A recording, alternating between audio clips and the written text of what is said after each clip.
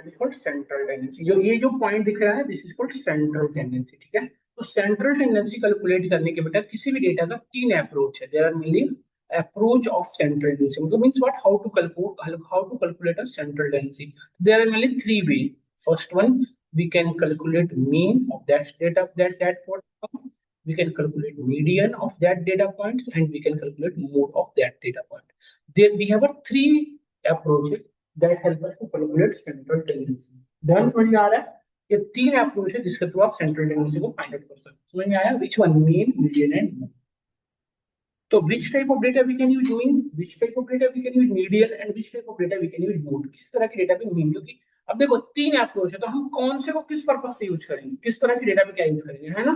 तो ये पॉइंट है। तो देखो पहले मैं आपको मीन और मीडियन का बताता हूँ, फिर मोड पे चलते हैं। We are discussing about mean. देखो देखो मोड जो है ना बेटा कैटेगरिकल डेटा पे यूज वर्क करता है। मोड कब यूज करोगे, जब डेटा क्या हो, कैटेगरिकल। कैटेगरिकल डेटा किसे कहते हैं बताना, जिसमें fix set of defined category. जैसे जेंडर, जेंडर एक ऐसा कॉलम है जिसके अंदर मेल एंड फीमेल होगा। नहीं, एज, एज कैसी डेटा बताओ, एज कैटेगरिकल नहीं है, उसमें कुछ भी हो सकता है। तो एज हमारा कैसी डेटा है, कंटिन्यूस डेटा, है ना। तो यदि डेटा कैटेगरिकल हो तो क्या यूज करोगे, मोड। मोड के थ्रू, अरे बंद रखो नहीं से, फिर सोने लग जाता है ये। नहीं नहीं बंद रखो, फिर सोने लग जाते हो सब, ज्यादा ठंडा होने। यहाँ पे देखो मोड का यूज क्या है बेटा, जब मोड भी बेसिकली सेंट्रल एरिया ही बताता है, बट कब, जब डेटा क्या हो, मिड डेटा, डेटा कैसा हो, कैटेगरिकल। बट डेटा यदि कंटिन्यूअस तो हम क्या यूज करेंगे, मीन या मीडियन। तो मीन, अब डेटा कंटिन्यूअस मतलब फिर तो मीन या यूज मीडियन किसको यूज करेंगे, दोनों में से कोई एक यूज करेंगे। देखो ध्यान से, लेट्स से मेरे पास एक डेटा है बेटा एज, एक कॉलम बनाता हूँ, देखो ध्यान से, एज लो, सब लोग लिखना है इसको 2 4 6 4 4 2 6 8। लेट्स ये हमारे पास एक डेटा है, ठीक है। अब इस डेटा का देखो, अब ध्यान से देखना बेटा, लेट्स यदि इसे हम पॉपुलेशन कहें, इसको हम पॉपुलेशन कहें, तो जो पॉपुलेशन का जो मीन निकालते हो ना, that is represented by mu. Population का मीन को किससे रिप्रेजेंट करते हैं, म्यू से। यदि हम सुनना ध्यान से, जैसे इसका एवरेज कैलकुलेट करना है और इसको यदि पॉपुलेशन कह रहे हो, तो जो पॉपुलेशन मीन होगा ना, पॉपुलेशन मीन को किससे डिनोट करते हो, लिख लेना। पॉपुलेशन मीन को कहां से, किससे डिनोट करते हैं, म्यू से। ये जो सिंबल है म्यू का, इसका इक्वेशन होता है summation of x i, i equal to 1 to n divided by n। वही सेम फार्मूला। ये यदि सैंपल होता तो सैंपल ऑफ मीन जो होगा, सैंपल मीन जो होगा उसको रिप्रेजेंट करते हैं एक्स बार से, एक्स बार। इसका फॉर्मूला होता है summation of x i, i equal to, mu है ये, म्यू ऐसे लिखा जाता है, म्यू ऐसे, यू को दोनों तरफ से मोड़ दो। तो पहली बार देख रहा है, ये हमारा सैंपल मीन है, ये हमारा पॉपुलेशन मीन है। समझ में आया आपको, ये आपका पॉपुलेशन मीन है। दोनों के अंदर नहीं है, समझ बस फार्मूला। जैसे देखो सैंपल मीन में यहाँ पे स्मॉल एन होगा, यहाँ पे कैपिटल। एवरी मीन का फार्मूला क्या होता है, sum of all element divide by total number of element. यही यही भी है, बस उसको इसको नोटेशन चेंज हो गया। जहां भी म्यू लिखूं मतलब क्या समझना है, पॉपुलेशन में। जहां भी एक्स बार लिखा मिले वहां पे क्या समझता है, सैंपल मीन। नहीं तो यदि लेट्स इसको पॉपुलेशन कहूं तो म्यू कैलकुलेट करो, म्यू कैसे निकालोगे बताओ, how to calculate mu, mu कैसे निकालोगे, summation of all the element मतलब 2 plus 4 plus 6 plus 4 plus 2 plus 2 plus 6 plus 8 divided by total number of element कितने हैं, टोटल नंबर ऑफ एलिमेंट कितने, 8। यही ना है, बताओ कितना आउटपुट आएगा, बताओ म्यू कितना आ रहा है, 4 2 6 12 16 4 20 2 22 6 22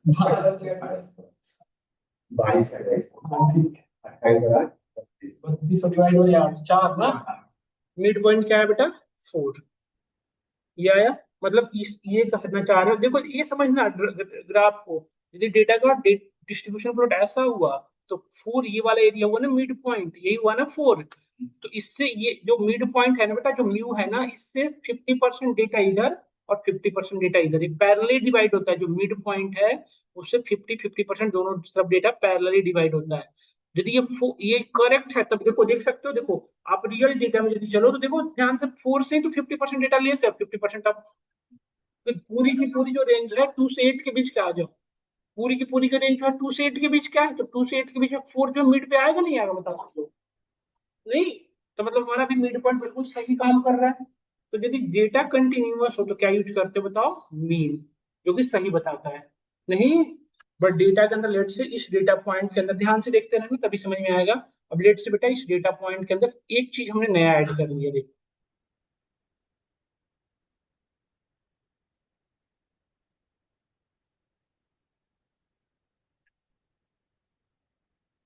देखो,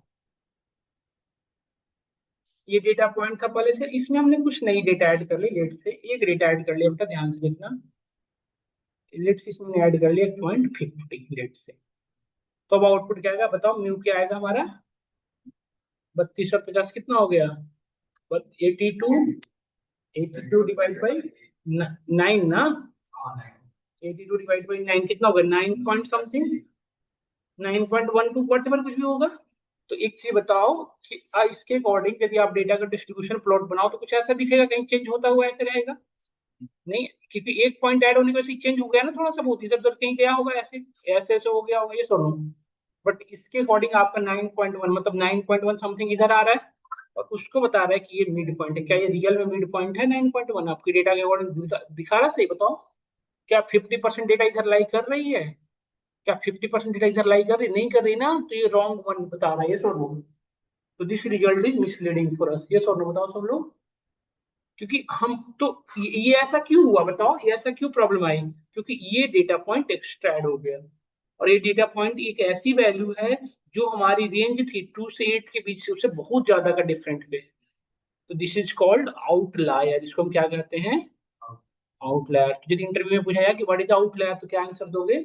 that is completely different from entire distribution, या आप कह सकते हो that is completely different from out of range, है ना? That is completely different from our, that is completely difference different, that is called outlier. इसको हम टेक्निकली क्या कहेंगे? आउटलायर। आउटलायर जो होगा पूरी रेंज से बाहर।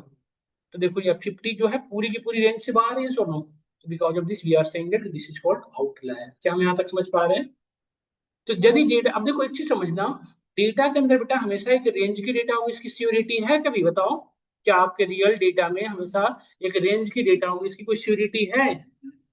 वट एवर हो सकता है रेंज, चेंज रेंज तो कुछ भी हो सकता है। उस केस में हमारा मीन तो सही काम नहीं कर रहा है, ये तो कम नहीं कर रहा सही। तो फिर एक और अप्रोच कौन सा पढ़ा था हमने बताओ? मीन, एक और क्या पढ़ा था हमने? मीडियन। मीन के बाद एक और क्या देखा था आपने? कंटिन्यूअस डेटा पे मीडियन भी तो हेल्प करता है, तो मीडियन को भी म्यू से रिप्रेजेंट करते हैं, पॉपुलेशन मीन को, मीडियन को। इसका फॉर्मूला क्या हो जाएगा बताओ? इसका फॉर्मूला क्या होता है मीडियन का? यदि n plus n upon two element, कब? जब n इज इवन, नहीं, यदि n इवन है तो n अपॉन टू एलिमेंट, और यदि n ऑड है तो n plus one upon to element होता है जब n इज ऑड। हमने पढ़ रखा होगा बचपन में चीजें, नहीं? तो इसको करने से पहले इस डेटा को सॉर्ट करना पड़ेगा, सबसे पहले क्या करना पड़ेगा? डेटा को सॉर्ट करोगे तब ना। तो सॉर्ट करो, तो सॉर्ट करोगे तो टू कितनी बार है? टू टाइम्स है। फोर कितनी बार बताना? फोर थ्री टाइम्स है। फिर सिक्स कितनी बार है? Two times. और एट कितनी बार है? One time. और ये 50, यही ना डेटा हम सॉर्ट कर लिए, ये सोनो। 1 2 3 4 5 6 7 8 9, ठीक है। अब देखो एन की वैल्यू क्या है बताओ? इवन है या ऑड है बताना सब लोग? एन कितना है? 9 है ना टोटल नंबर ऑफ, एन क्या है? Number of elements. तो 9 है, तो 9 क्या हुआ? ऑड। तो इसका फॉर्मूला क्या हो जाएगा बताओ? N plus one upon two th, मतलब 9 + 1 अपॉन 2, मतलब फिफ्थ एलिमेंट हम कह सकते हैं ना। फिफ्थ एलिमेंट, तो म्यू की वैल्यू क्या आ रही है? फिफ्थ। फिफ्थ एलिमेंट कौन सा है यहाँ पे? 1 2 3 4 एंड 5, कौन सी वैल्यू आ रही बताओ? नहीं, तो क्या ये करेक्ट वन ऑप्शन दे रहा है? नहीं आ रहा, बताओ सब लोग। देखो एक नई डेटा पॉइंट ऐड होने की वजह से फोर्थ तो होना नहीं चाहिए था, थोड़ा बहुत चेंज होना चाहिए था, थोड़ा बहुत, बट स्टिल ये सही है, फोर आ रहा है, मतलब फोर। कोई data point, maximum data point देखो 50% डेटा पॉइंट इधर है, 1% डेटा है जो सिर्फ बाहर है, ये सुन, ये सुनो बताओ सब लोग। तो यदि डेटा, इससे क्या हमें क्लियरेंस हुआ बताओ? इससे क्या क्लियर पता चला बताओ? मीडियन जब हम यूज किए तो हमारा डेटा पॉइंट सही बता रहा है। जब मीन यूज कर रहे थे तो इसमें सही नहीं बता रहा था, मतलब हम एक यदि क्लियर कट आइडिया दें इसको नोट करके, तो देखो एक ये आइडिया लगा आपको कि if our data have outlier, if our data have outlier, if our data have outlier,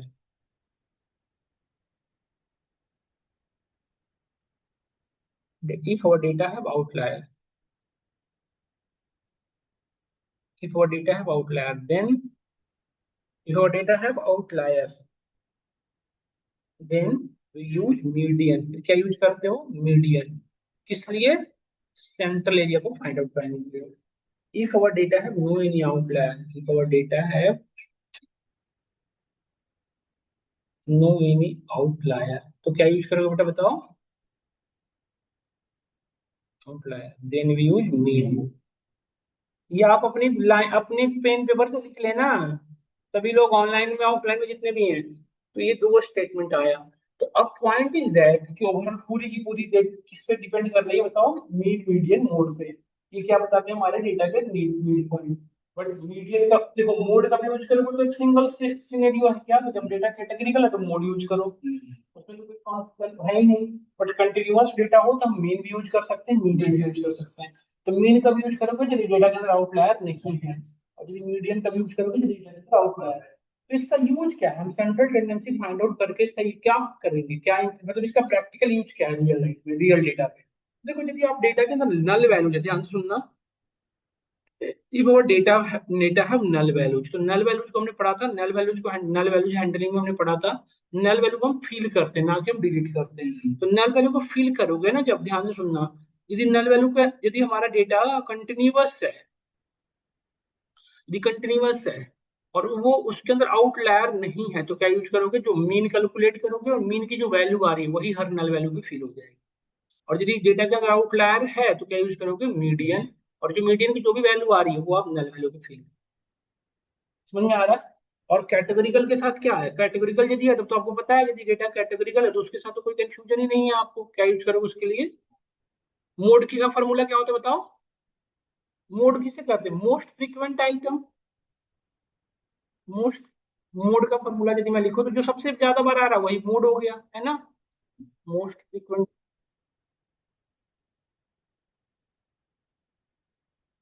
अब देखो, पूरी की पूरी चीजें किस पर डिपेंड कर रही है बताओ? अब पूरी की पूरी चीजें किस पर डिपेंड कर रही है? क्योंकि रियल मीनिंग तो आपको समझ में तो आ गया कि ठीक है, आउटलायर की भी यहाँ पे जजमेंट करेंगे।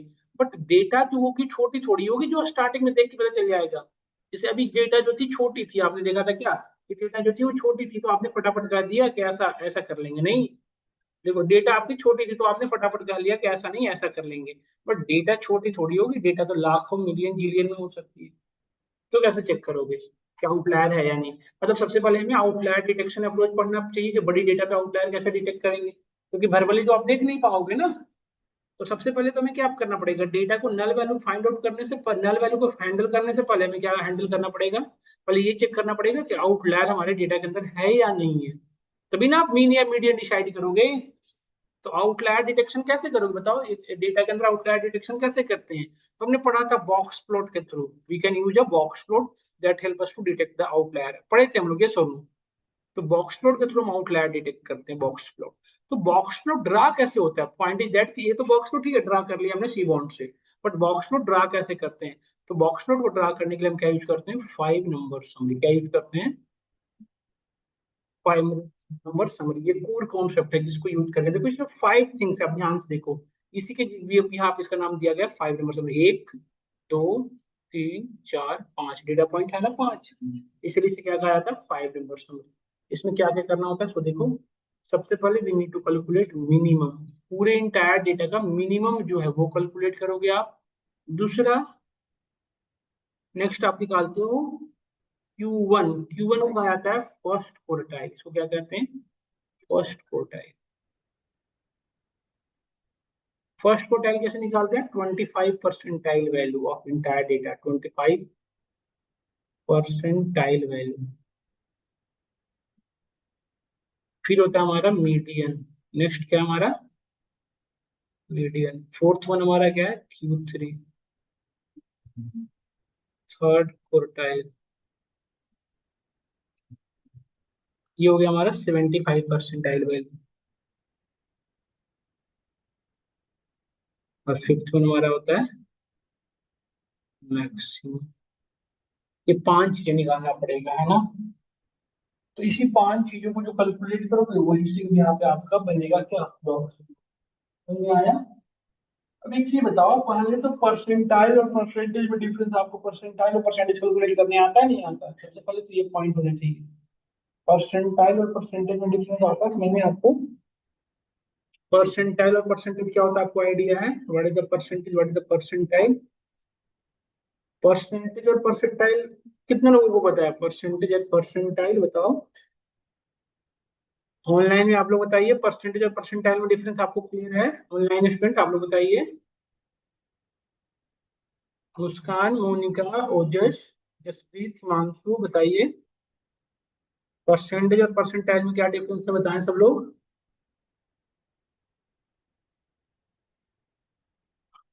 पता, हिमांशु क्या होता है परसेंटेज और परसेंटाइल में क्या डिफरेंस है अभिषेक?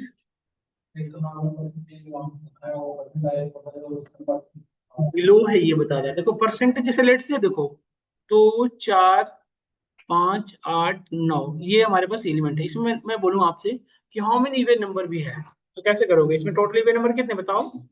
तीनों। टोटल नंबर कितने? यही हुआ ना 60%, 0.6। तो क्या किया, total divide by number of events, यही ना। तो परसेंटेज को यदि आप एक लाइन में कहना चाहो तो एक लाइन में आप कह सकते हो percentage is the measurement of event occurrences, it is the measurement of, it is a measurement of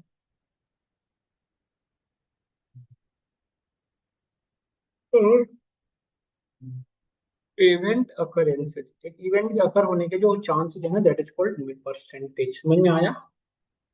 percentage के बाद नेक्स्ट होता है परसेंटाइल। परसेंटाइल कैसे कहते हैं?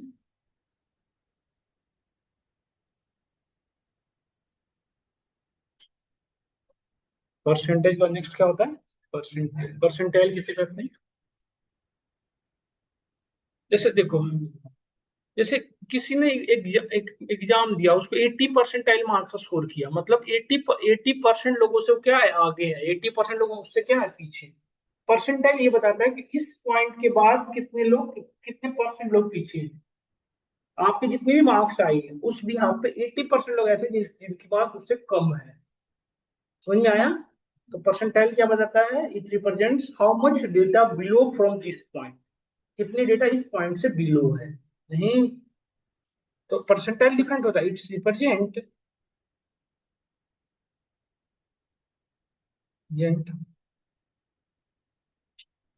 हाउ मच डेटा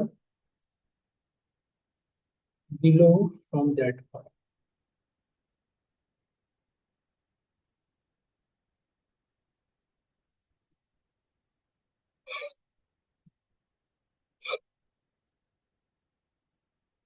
तो करके देखते हैं तो समझ में आ रहा है। जैसे लेट से कॉलम था एज का, ठीक है।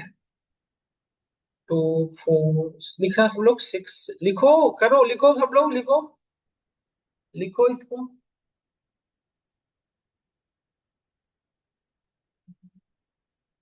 वेट किस चीज का कर रहा है? कुछ और देख रहा है। तो मैं सॉल्व ना कर रहा है इस बार, आप ही लोग को सॉल्व करना है, फिक्स है, सोच लो ये।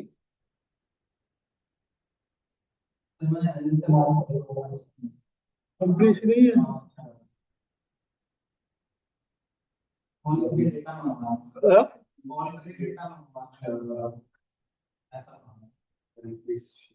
जाना है, वर्क फ्रॉम ऑफिस है, वहां जाना है।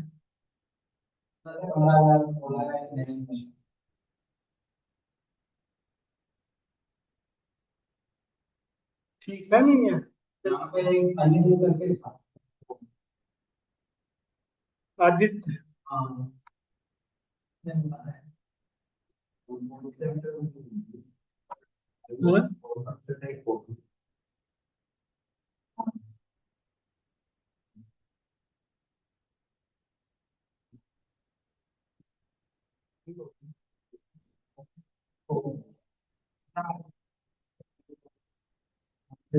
वेंडर कितने? समझ गया। अब देखो इसको सॉल्व क्या करने लगा, पता नहीं क्या किया। सबको जोड़ा। अरे मीन थोड़ी कैलकुलेट करना, क्या सब अच्छा है यार यार। देखो अब मुझे लेट्स ये डेटा परसेंटेज परसेंटाइल बढ़ा के मीन निकाल रहा है यार। अब देखो दो तरह से होता है, जैसे कभी कभी परसेंटाइल गिवन होगा, रैंक निकालना होता है, कभी रैंक गिवन है परसेंटाइल वैल्यू निकालना, दोनों चीजें होती है। जैसे मैं इसमें कहूँ कि what is the rank of, यदि मैं आपसे कहूँ कि what is the rank of 25 percentile value, 25 percentile. तो इसमें क्या है, देखो परसेंटाइल परसेंटाइल गिवन है, हमें क्या निकालना है, रैंक। कभी कभी ऐसे दिखेगा, कभी कभी ऐसे भी होगा, what is the what is the percentile value of rank 5 या ऑफ रैंक 6, सिक्स का परसेंटाइल कैसे निकालो। तो इसका फर्क देखो ये होता है, देखो इसका इक्वेशन, यदि परसेंटाइल निकालना है, परसेंटाइल मैं लिख देता हूँ, इक्वेशन सॉल्व करना है, percentile value of x. X क्या है, नंबर लेट से, तो पहले total number below x, below x से कितने नंबर बिलो हैं, divided by total number of elements into 100। ये फॉर्मूला है, एक्स लिखा है, हैशटैग मतलब टोटल नंबर ऑफ एलिमेंट ही तो होता है, total number below x, x से कितने नंबर बिलो हैं, डिवाइड बाई एन इंटू 100। कभी कभी उल्टा होता है, रैंक ऑफ परसेंटाइल, इसका हो जाएगा परसेंटाइल वैल्यू जो है वो लिख दो यहाँ पे, percentile divided by 100 into n plus 1, इसी फार्मूला को डिराइव किया गया यहाँ पे। अब इस क्वेश्चन को सॉल्व करो, तो अब इस क्वेश्चन को सॉल्व करो सब लोग, इसको करो, दोनों क्वेश्चन को सॉल्व करो, बताओ आंसर कितना आ रहा है, दोनों क्वेश्चन को सॉल्व करो सब लोग। ये बता दो ये कैसे पता चलेगी कि टोटल नंबर ऑफ मेरा एक्स कौन सा ये लो देख के पता करेगा यार, जैसे हमने बोला 6 से, तो 6 से छोटा कितने नंबर है, है। दोनों, जो ये थोड़ी देर दोनों निकालना, जो गिवन है अभी निकाल, दोनों क्वेश्चन था, दोनों निकालना है। What is the rank of 25, तो रैंक निकालना है, तो रैंक लिखा तो बड़ी यूज होगा, बताओ ये वाला परसेंटाइल गिवन है ना यहाँ पे, 25 परसेंटाइल। हाँ, अब एथ एलिमेंट होता है, पहले डेटा सॉर्ट कर लेना होगा, एथ एलिमेंट इसके लास्ट में लिख लेना, एथ एलिमेंट, रैंक ऑफ तो एथ एलिमेंट होता है,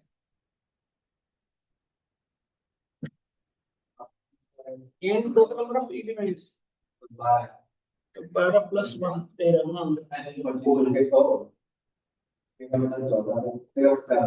और करो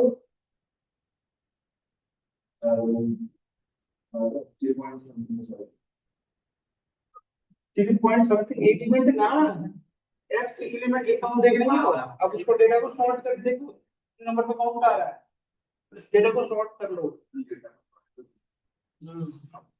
सब लोग दिमाग लगाइए थोड़ा, सब लोग यूज करिए, इसको करिए ट्राई, सब लोग, नहीं रुका हुआ था, रैंक ऑफ, अब देखो इज निकाल, अब पहले ये था तो इसका फार्मूला क्या था, 25 परसेंटाइल गिवन है ना, देखो upon 100 total number of element कितने थे, देख लेना, इस पर ट्रस्ट नहीं कर सकते हम कुंदन पे।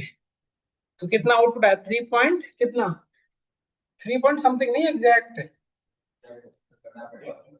3.2 आया ना।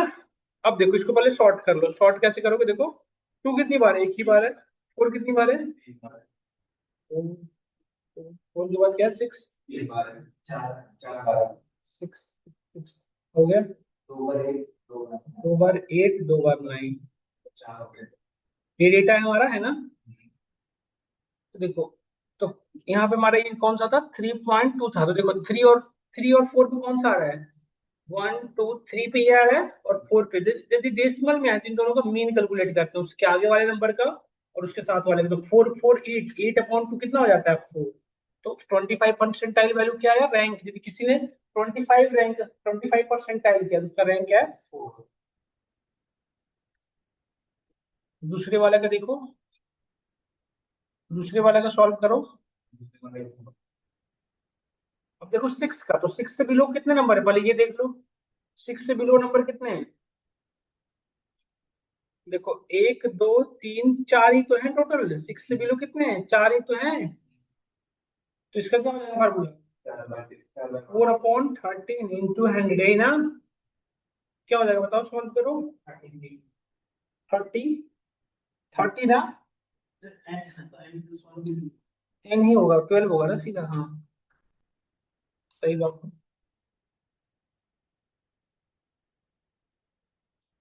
है ना। 33 पॉइंट समथिंग नहीं, तो ये परसेंटाइल है। 6th रैंक है, मतलब ज्यादा मार्क्स किया, 33 परसेंटाइल मार्क्स स्कोर किया है। नहीं समझ में आया मेरे को? इस तरह से वर्किंग फ्लो है। क्लियर हो रहा है नहीं हो रहा है? अभिषेक हंस रहा है, मैं देख रहा हूँ। तो नलिन कार्ड दिया है?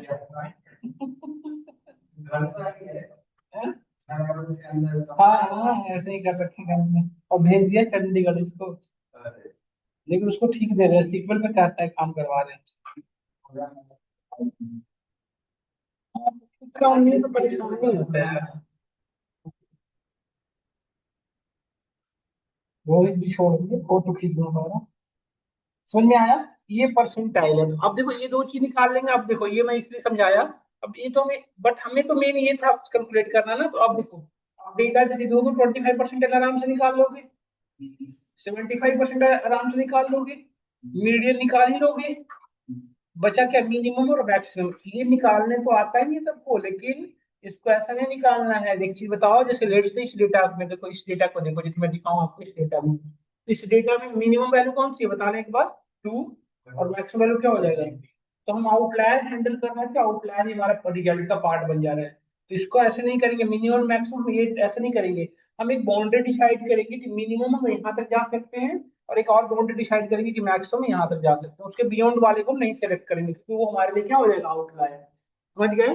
तो बाउंड्री कैसे कैलकुलेट करोगे, उसके लिए ये फार्मूला यूज करोगे। ध्यान से देखना, ये लिख लो आप। तो हमें दो चीज कैलकुलेट करना पड़ता है बेटा, लोअर फेंस अपर फेंस। हमें we need to calculate two things. क्या क्या? Lower fence and upper fence, है ना। लोअर फेंस मतलब लोअर बाउंड्री, ठीक है। लोअर फेंस मतलब लोअर बाउंड्री। इसकी फार्मूला होता है Q1 फेंस, हाँ, या लोअर थ्रेशोल्ड आप भी लिख सकते हो जो चाहो। हाँ, Q1 minus 1.5 into IQR। IQR क्या होता है? Inter quartile range. IQR क्या होता है? Inter quartile range. IQR का फॉल देखो, इसका इक्वेशन होता है Q3 minus Q1। Q3 minus Q1। Q3 क्या था हमारा? 75 माइनस 25% वैल्यू। अपर फेंस का फॉर्मूला लिख लेना। अपर थ्रेशोल्ड भी लिख सकते हो, फेंस की जगह पे आपकी मर्जी है। Q3 plus 1.5 into IQR। ये, तो ये दो फार्मूला कैलकुलेट करोगे अपने डेटा पे रख के। तो अब लोअर जो भी वैल्यू आएगी, तो वहां तक हम मिनिमम सेलेक्ट कर सकते हैं, और अपर सेल्स जहां है वहां तक हम क्या सेलेक्ट कर सकते हैं? मैक्स। नहीं आया? अब ये चीजें हो गई। अब यहाँ पांचों चीजें हमारी कैलकुलेट हो जाएगी, उस बिहाफ पे हम अपने आउटलायर को डिटेक्ट कर पाएंगे कि भाई डेटा आउटलायर है या नहीं। नहीं आया? तो यही इक्वेशन यूज होता है। तो कल की क्लास में मैं आगे की ओर कंटिन्यू करके बता दूंगा कि कैसे वर्किंग फ्लो है। तो अब आप घर पे, सुनो, आप एक चीज करना, घर पे जाना, इस डेटा पे करके देखना है। जो डेटा मैंने दिया है ना, ये नीचे में, ये वाली जो डेटा आपके सामने दी मैंने, देखो ये वाली डेटा जो बेटा, ये जो डेटा है ना, इस वाली डेटा ऊपर में जो करा था, ये वाली डेटा मैं भेज देता हूँ आपको इसको। ये वाली जो डेटा है ना, इस पे आप ड्रा करके देखना बॉक्स प्लॉट। तो बॉक्स प्लॉट ड्रा करने के लिए पहले क्या निकालोगे? Lower fence upper fence. नहीं, सबसे पहले तो Q1 Q से निकालोगे, तभी ना लोअर फेंस में Q1 Q की फार्मूला यूज कर पाओगे। तो पहले ये करके देखना इसमें। पहले इस डेटा का क्या निकालोगे बताओ? इस डेटा का सबसे पहले क्या निकालना है? 25%, फिर 75%। ये दो निकल गया, मतलब ये Q1 निकल गया, ये हमारा Q3। फिर ये दोनों को भी यहाँ पे क्या निकालोगे? IQR। Q3 माइनस Q1 हो जाएगा। इसके बाद क्या निकालोगे बताओ? लोअर फेंस और अपर फेंस। निकल गया ये दोनों। अब दोनों निकालने के बाद अब इस पॉइंट को, ये सारी चीजें एक एक करके निकाल लेना। मिनिमम कहाँ तक जाना है? लोअर फेंस तक। फिर Q1 तो निकाल ही रहोगे, मीडियन निकाल लेना है। Q3 निकाल ही रहोगे, अपर फेंस तक जाओगे। इसको कल क्लास में पर करके आना सब लोग, ठीक है। Inter quartile range. इंटर, इसको इक्वेशन यही है, Q3 जो है निकाले हो और उसमें से Q1 को माइनस कर दो, इसका होता है इंटर क्वार्टाइल रेंज। इसको मैं क्लास के बाद ना एक प्रॉपर पीपीटी भेज दूंगा, पीडीएफ का फॉर्मेट लिख के दूंगा। आज यही तक रखता हूँ मैं क्लास, फर्दर क्लास कल से कंटिन्यू करूंगा, कल इसकी